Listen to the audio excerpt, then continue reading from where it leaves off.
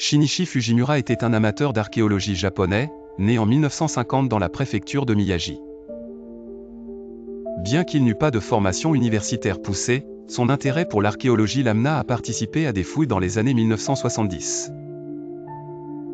Dans les décennies suivantes, Fujimura se fit remarquer en découvrant des outils de pierre, soi-disant extrêmement anciens, repoussant ainsi la date de peuplement de l'archipel japonais à plus de 700 000 ans.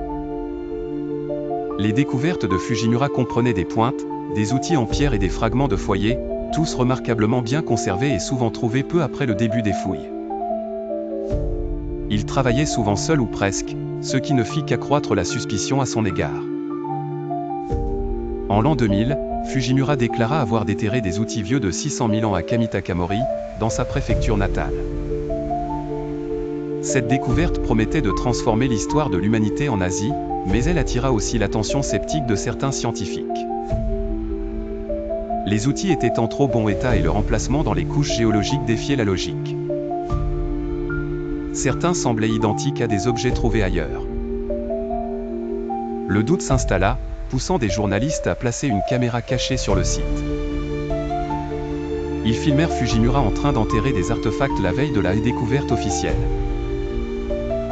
Ce film révéla la supercherie, Fujimura avait falsifié plus de 42 sites archéologiques. Il admit avoir agi ainsi par passion, souhaitant prouver que l'homme préhistorique avait vécu au Japon depuis longtemps. L'affaire provoqua un scandale national.